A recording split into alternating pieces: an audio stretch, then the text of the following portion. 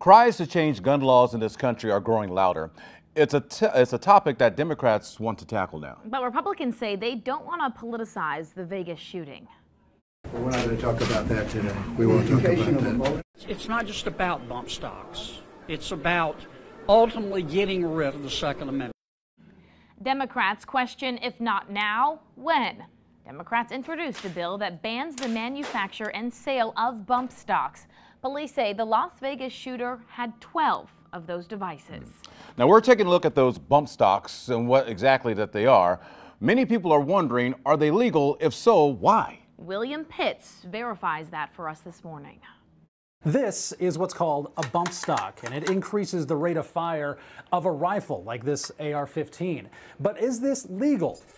How this works is you'd rest your finger about right here. Attorney Trent Woods owns a bump stock for his AR-15. He almost never uses it. It's maybe fun or enjoyable for a short period of time, but it's expensive to use. You're burning through a bunch of ammunition. It's inaccurate.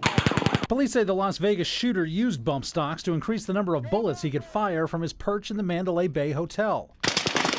You'd put the back end of the stock up against your shoulder. As you fired, you'd hold your finger steady, and it would have the act of pulling the trigger each time the firearm goes forward. Until this week, you could pick one up for only $100 or so. Now they're sold out pretty much everywhere we checked. And after the Las Vegas shooting, people are questioning whether bump stocks are legal. After all, to hear a rifle firing with one sounds a lot like a machine gun. I can see that. I can see why people would think that, because in a lot of ways it does replicate a machine gun. Legally, it's not a machine gun. Because technically, only one bullet is fired with every trigger pull. It is pulling the trigger, but it's not a separate action. You're holding your finger steady. Slide Fire, one of the makers of bump stocks, has a letter from the ATF saying its products are not regulated. If there was some product that made a gun fire more than one bullet with every trigger pull, that would be illegal, but not a bump stock. Yet.